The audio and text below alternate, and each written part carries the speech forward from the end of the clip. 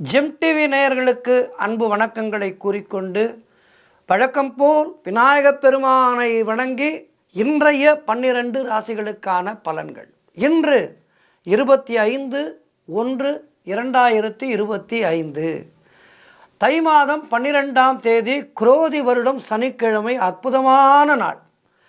இன்றைய ஆதிக்க கிரகம் சனி பகவான். இன்று நாம் வழிபட வேண்டிய தெய்வம் ஆஞ்சநேய மூர்த்தியை வழிபட வேண்டும். இன்று ஏகாதசி திதி இன்றைக்கும் இருக்கின்றது. ஆகவே இன்றைய நாள் பெருமாள் வழிபாடு, ஆஞ்சநேய வழிபாடு செய்ய வேண்டும். இன்றைய சூரிய உதயம் காலை 6:36 சூரிய அஸ்தமனம் மாலை 6:07 இன்றைய நல்ல நேரம் காலை 7:30 முதல் காலை 8:30 வரை, மாலை 4:30 முதல் 5:30 வரை. இன்றைய ராகு காலம் காலை 9 முதல் காலை 10:30 வரை. இன்றைய யமகண்டம் மதியம் 1:30 முதல் மதியம் 3 வரை. இன்றைய குளிகை நேரம் காலை 6 முதல் 7:30 வரை. இன்றைய சுபகோரை சுக்கிரகோரை நேரம் மாலை 5 முதல் மாலை 6 வரை.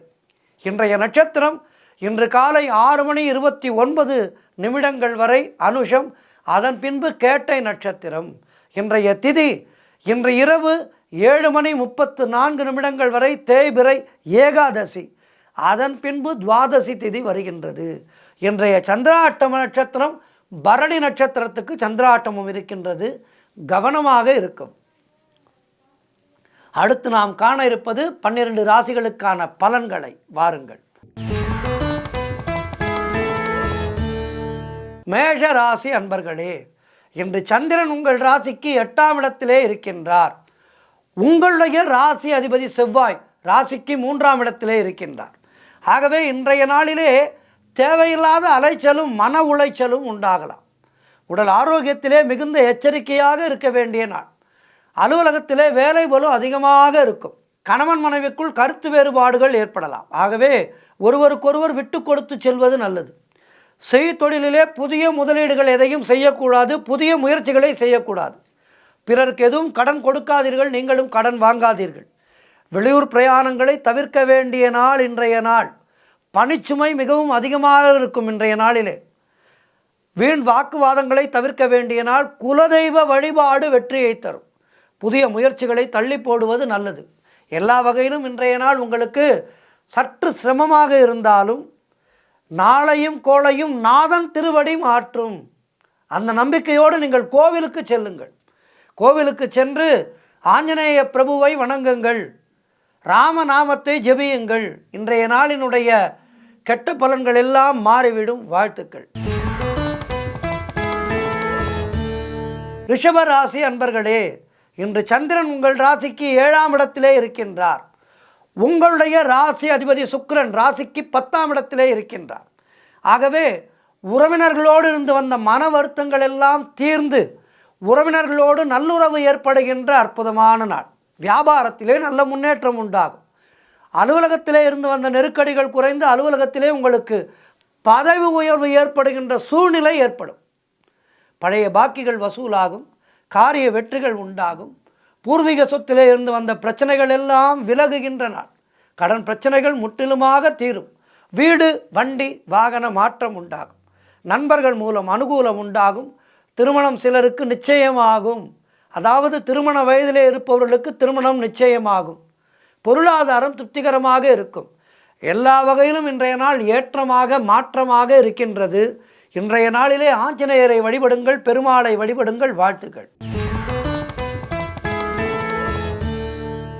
மிதுன ராசி அன்பர்களே, இன்று சந்திரன் உங்கள் ராசிக்கு 6ஆம் இடத்திலே இருக்கின்றார். உங்களுடைய ராசி அதிபதி புதன் ராசிக்கு 8ஆம் இடத்திலே இருக்கின்றார். ஆகவே பொருளாதாரம் இன்றைய நாளிலே நெருக்கடியாக இருக்கும். உத்தியோக உயர்வு, பணியிட மாற்றம் போன்றவை ஏற்படும். அலுவலகத்திலே மற்றவர்களுடைய பிரச்சனைகளிலே தலையிடக்கூடாது. தொழிலிலே புதிய முதலீடுகளை தவிர்க்க வேண்டும். வெளியூர் பயணங்கள் செல்வதை தவிர்க்க வேண்டிய நாள். சென்றுதான் தீர வேண்டும் என்றால் இன்றைய நாளிலே விநாயகப் பெருமானை வணங்குங்கள். ஆஞ்சநேய மூர்த்தியை வணங்குங்கள். ஒரு நெய் தீபம் ஏற்றி வைத்து விட்டு உங்களுடைய பயணத்தை தொடங்குங்கள். ஆனால் கவனமாக இருக்க வேண்டும். பயணத்திலே கைப்பொருளை பத்திரமாக பார்த்து கொள்ள வேண்டும். மேலதிகாரிகளால் நெருக்கடிகள் உண்டாகின்ற நாள். அலுவலகத்திலே வேலை பளு அதிகமாக இருக்கும். தேவையில்லாமல் மற்றவர்களுடைய விஷயங்களிலே தலையிடக்கூடாது. சமூக வலைதளங்களிலே எந்த விதமான கருத்துக்களையும் சொல்லாதீர்கள். அது உங்களுக்கு பிரச்சனையை கொண்டுவிடும். குலதெய்வ வழிபாடு வெற்றியை தரும். ஆகவே கவனத்தோடு இருக்க வேண்டிய நாள். கவனத்தோடு அந்த வாயு புத்திரன் ஆஞ்சநேயனை வணங்குங்கள். வாழ்த்துக்கள்.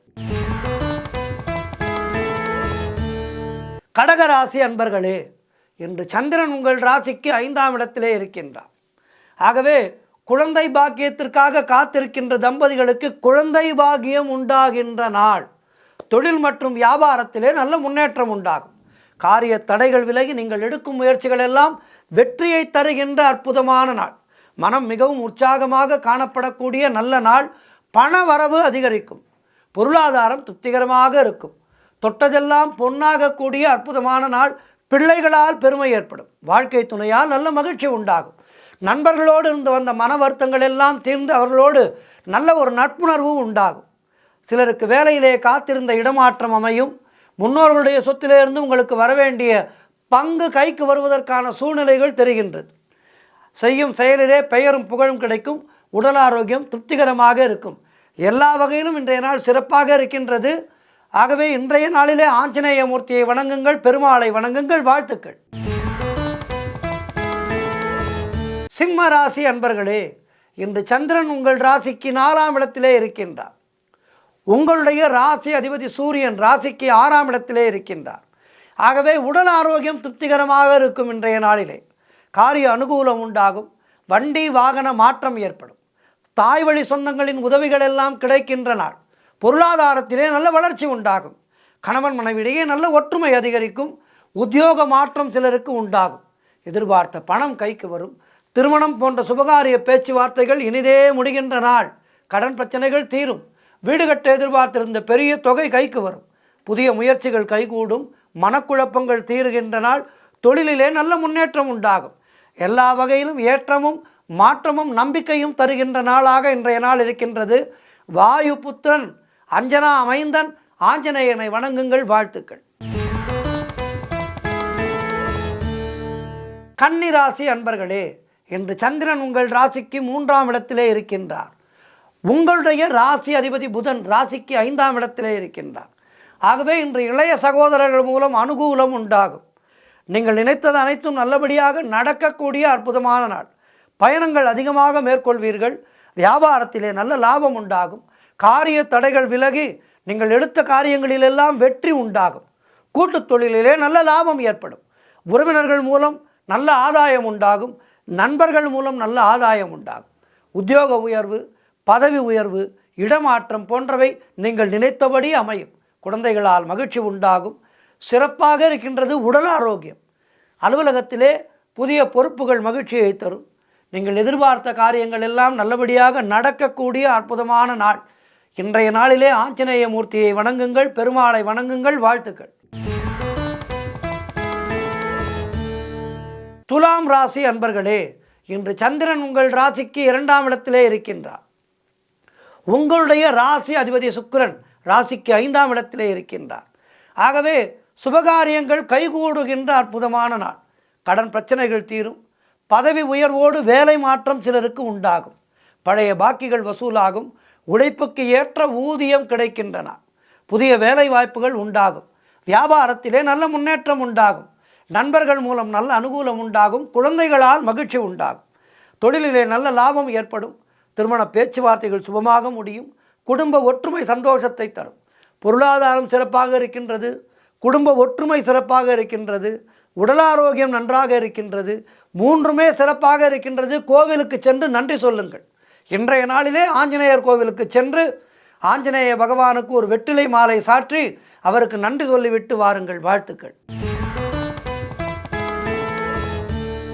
விருச்சிக ராசி அன்பர்களே, இன்று சந்திரன் உங்கள் ராசியிலேயே இருக்கின்றார்.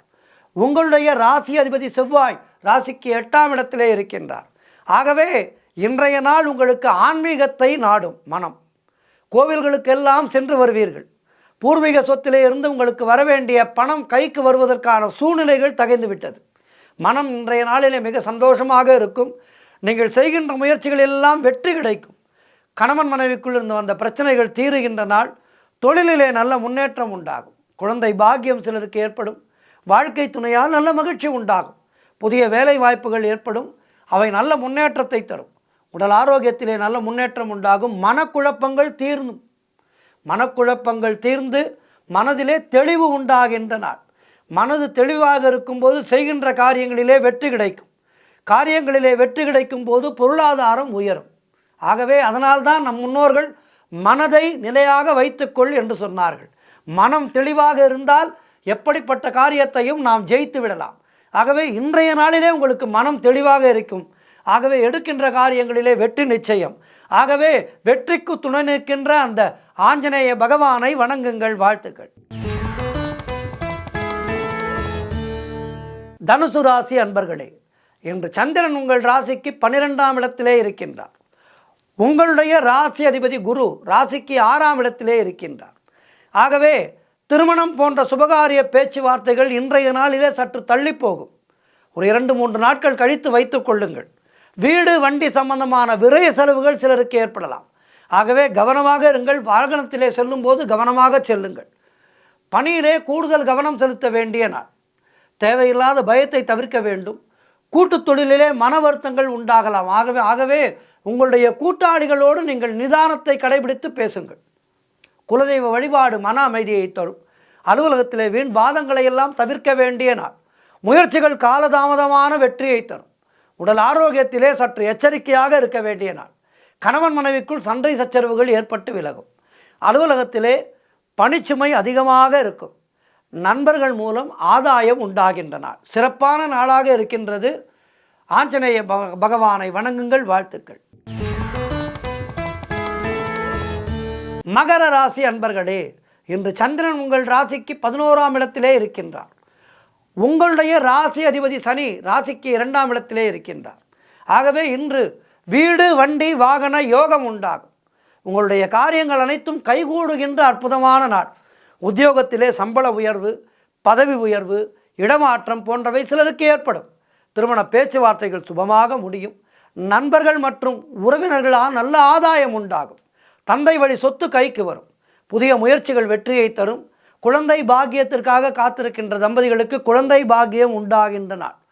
தொழிலிலே நல்ல முன்னேற்றம் ஏற்படும். கணவன் மனைவியிடையே நல்ல ஒற்றுமை ஏற்படும். நீங்கள் நினைத்ததெல்லாம் நல்லபடியாக நடக்கக்கூடிய அற்புதமான நாள். குலதெய்வத்தை வணங்குங்கள். இன்றைய நாளிலே குலதெய்வத்தினுடைய அருளும் சேர்ந்து உங்களுக்கு நல்லதை கொடுக்கும். முன்னோர்களுடைய ஆசீர்வாதம் பரிபூர்ணமாக கிடைக்கும். இன்றைய நாளிலே நீங்கள் அஞ்சனாபுத்திரன் ஆஞ்சநேயனை வழிபட வேண்டும். பெருமாளை வழிபட வேண்டும். வாழ்த்துக்கள். கும்பராசி அன்பர்களே, இன்று சந்திரன் உங்கள் ராசிக்கு 10ஆம் இடத்திலே இருக்கின்றார். உங்களுடைய ராசி அதிபதி சனி ராசியிலேயே இருக்கின்றார்.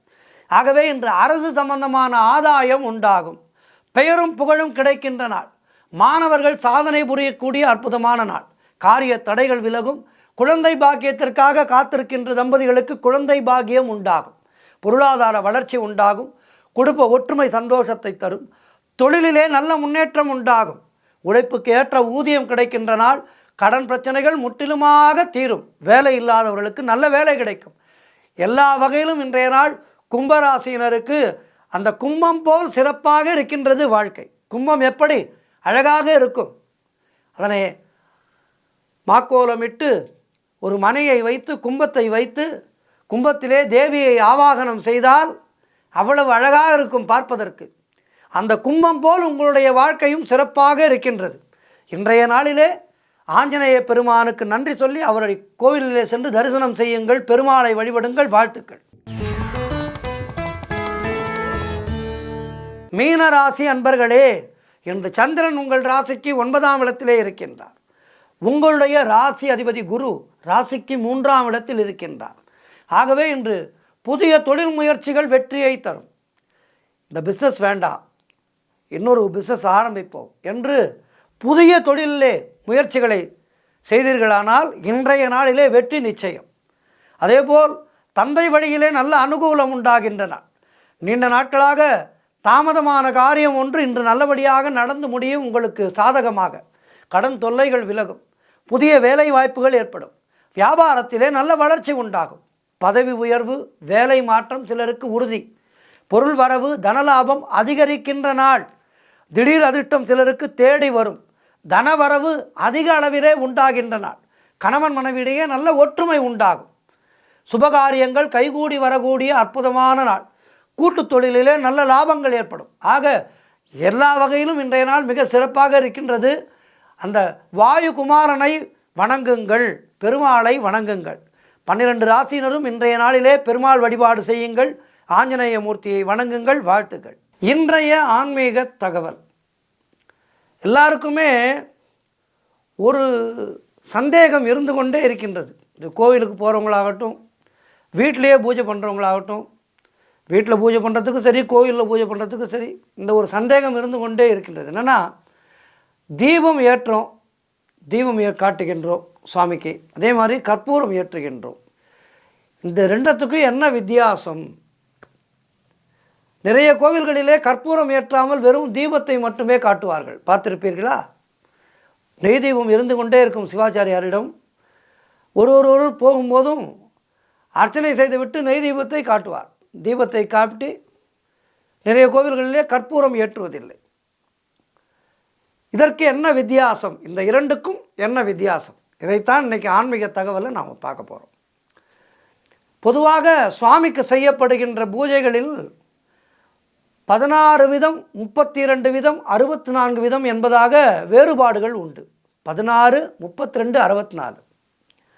ஆனால் இந்த எல்லா விதமான பூஜைகளிலேயும் தீபம் காண்பிப்பது, கற்பூரம் காண்பிப்பது ரெண்டும் கட்டாயம் உண்டு. தீபம் என்றால் கட்டாயமாக அது நெய் தீபமாகத்தான் இருக்க வேண்டும். இதை அண்டர்லைன் பண்ணிக்கங்க. நெய் தீபம், நெய் தீபம் ஒன்று தான் இறைவனுக்கு காட்ட வேண்டும். இறைவனுக்கு காட்டுவது நெய் தீபமாகத்தான் இருக்க வேண்டும். தூபம் என்றால் ஊதுபத்தி. இந்த உபசாரத்துக்கு அடுத்ததாக வரும் உபசாரம்தான் நெய் தீபம் ஏற்றுவது. அதன் பின்னர் தேங்காய், பழங்கள் போன்ற பொருள்களை வைத்து சுவாமிக்கு நிவேதனம் செய்து, அதன் பின்பு வெற்றிலை பாக்கு எனும் தாம்பூலம் வைத்து உபசாரம் செய்வது. தாம்பூலம் வைத்து உபசாரம் செய்வது. அதன் பிறகுதான் பக்தன் இறைவனுடைய திருமேனி முழுவதும் தரிசனம் செய்வதற்காக அந்த தீபத்தை சிவாச்சாரியார் இப்படி காட்டுகின்றார். ஆயதனவான் பவதி என்று. ஆயதனவான் பவதி என்றால் இறைவா வா என்று அர்த்தம். நெய் தீபத்தை இப்படி காட்டுகின்றார். கற்பூரமேற்றி காண்பிப்பது கற்பூர உபசாரம். தீபம் ஏற்றி வழிபாடு, கற்பூரம் காண்பித்து வழிபாடு, இரண்டும் வெவ்வேறான பூஜா உபசாரங்கள். சில கோவில்களிலே கற்பூரத்தால் அந்த இடம் மாசுபடுவதாக எண்ணிக்கொண்டு இறைவனுக்கு கற்பூரம் காண்பிக்க வேண்டிய சமயத்திலும் கூட தீபத்தையே ஏற்றி காண்பித்து விடுகின்றார்கள். ஆனால் இரண்டுக்கும் தனித்தனியே வெவ்வேறு பலன்கள் உண்டு. கற்பூரம் காட்டலாம். என்ன கற்பூரமான? நல்ல தரமான கற்பூரமாக இருக்க வேண்டும். சுற்றுச்சூழலை பாதிக்காத கற்பூரமாக இருக்க வேண்டும். இப்படிப்பட்ட கற்பூரம் சற்று விலை அதிகமாக இருக்கும். ஆனால் விலை அதிகமாக இருந்தாலும் அதனை வாங்கி பயன்படுத்த வேண்டும். அப்படி பயன்படுத்தும் போது அந்த இடம் சுற்றுச்சூழல் மாசுபடாது. கற்பூரம் நிச்சயமாக இறைவனுக்கு காட்ட வேண்டும். காந்தீர் தீபம். இறைவனுக்கு எவ்வளவு தீபங்கள் ஏற்றுகின்றோமோ அவ்வளவு பக்தனுடைய மனதிலும் வாழ்விலும் குடும்பத்திலும் ஒளி பிரகாசம் ஏற்படும்.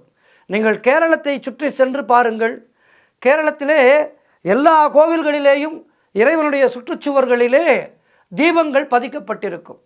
விசேஷ காலங்களிலே அந்த தீபங்களை ஏற்றுவார்கள். பார்ப்பதற்கு அவ்வளவு அழகாக இருக்கும், அவ்வளவு அழகாக இருக்கும். தமிழகத்திலே அதுபோல் எந்த கோவிலிலும் இல்லை. கேரளத்திலே நாம் இன்றும் தரிசிக்கலாம். எல்லா கோவில்களிலேயும் அந்த விசேஷ தினங்களிலே, அது அம்மன் கோவிலாக இருந்தாலும் சரி, பெருமாள் கோவிலாக இருந்தாலும் சரி, ஐயப்பன் கோவிலாக இருந்தாலும் சரி, சிவன் கோவிலாக இருந்தாலும் சரி, எல்லா கோவில்களிலேயும் இறைவனுடைய திருச்சுவர், அந்த சுவர் முழுவதும் விளக்குகள் பதிக்கப்பட்டிருக்கும். அந்த விளக்குகள் மெய்யன்பர்கள் சுத்தப்படுத்தி அதனை அழகாக ஏற்றுவார்கள். பார்ப்பதற்கு அவ்வளவு ரம்யமாக இருக்கும். ஆக இந்த தீப ஒளிச்சுடரானது ஏற்றி வைக்க நம்முடைய வாழ்க்கையானது தீபம் போல பிரகாசிக்கும். தீபம் ஏற்றி வழிபாடு செய்யும்போது அந்த தீபத்திலே எந்த ஒரு மாறுதலும் ஏற்படாது. கற்பூரம் காண்பிக்கும் போது அந்த கற்பூரமானது சிறிது சிறிதாக உருகி கரைந்து போகும். இறுதியிலே கற்பூரம் முழுவதுமாக எரிந்து போய் மீதம் எதுவுமே இருக்காது. கற்பூரத்தை போல பக்தர்கள் இறைவனிடத்திலே மனதை செலுத்த வேண்டும். மனது கற்பூரம் போல இந்த இக சுகங்கள் என்று சொல்கின்றார்களே, காமம், குரோதம், லோபம், மோகம், மதம், மாச்சரியம் என்று இந்த இகபர சுகங்களிலிருந்து தள்ளி வந்து இறைவனோடு இணைந்து கலந்து கரைந்து விட வேண்டும் என்பதுதான் அதனுடைய அர்த்தம். மனது கரைந்தால் நான் என்னும் எண்ணம் விலகி இறைவனோடு ஜோதி ஸ்வரூபமாக கலந்து விடுவோம். இதையே இறைவன் பக்தனுக்கு அருளுவார். இந்த தத்துவத்தை உணர்த்துவதற்காகத்தான் இறைவனுக்கு நாம் கற்பூரம் ஏற்றி வழிபாடு செய்கின்றோம். ஆகவே அடுத்த முறை ஆலயத்துக்கு சென்று கற்பூரம் ஏற்றும்போது நீங்கள் மனதிலே நினைத்து கொள்ளுங்கள், நான் உட்பட சொல்லிக் கொள்கின்றேன், நம்முடைய மனதிலே இருக்கின்ற தேவையற்ற சஞ்சலங்கள், தேவையற்ற பயங்கள், ஐயோ ராகு கேது பெயர்ச்சி, ஐயோ சனி பெயர்ச்சி வருகின்றது, ஐயோ அஷ்டம சனி வருகின்றது, இப்படி பெயர்ச்சிகளை பற்றியெல்லாம் பயம் கொள்ளாதீர்கள். பெயர்ச்சிகளை இறைவன் பார்த்து கொள்வார். நம்முடைய பலவீனமே பயம்தான். அந்த பயத்தை விட்டொழிக்க வேண்டும். பயத்தை விட்டொழித்து எல்லாமே அவன். இறை பரம்பொருள் இருக்க நமக்கு என்ன கவலை? 63 நாயன்மார்களுக்கு ஏற்பட்ட துன்பங்கள் நமக்கு ஏற்படுமா? மாணிக்க வாசக பெருமானுக்கு ஏற்பட்ட துன்பம் நமக்கு ஏற்படுமா? அபிராமி பட்டருக்கு ஏற்பட்ட துன்பம் நமக்கு வந்து விடுமா? அவர்களெல்லாம் எப்படி துன்பப்பட்டார்கள்? ஆனால் அந்த துன்பத்தை எப்படி ஜெயித்தார்கள்? இறையருளால் ஜெயித்தார்கள். இறையருளால் ஜெயித்தார்கள். அதுபோல நாமும் அவர்களுக்கெல்லாம் வந்த துன்பம் போல் நமக்கு நிச்சயமாக வராது. ஆகவே எதுவும் நம்மை எதுவும் செய்யாது என்கின்ற அந்த நம்பிக்கையோடு நாட்களை கடந்து செல்வோம். இறை பக்தி அதனை நாம் மனதிலே ஆழமாக பதித்து கொண்டு விட்டால் நமக்கு எப்படிப்பட்ட பெயர்ச்சியும் நமக்கு பயம் தராது. ஆகவே பெயர்ச்சிகளை பற்றியெல்லாம் பயம் கொள்ளாதீர்கள். கற்பூரத்தை பற்றி இன்று அருமையான தகவலை பார்த்தோம். கற்பூரம் போல் நம்முடைய மனதும் இறைவனோடு கலந்து விட வேண்டும். இந்த எண்ணத்தை மட்டுமே மனதிலே பதித்து கொள்வோம். அப்போது நம்முடைய வாழ்க்கையானது நமக்கு சுகமானதாக இருக்கும். நன்றி, வணக்கம்.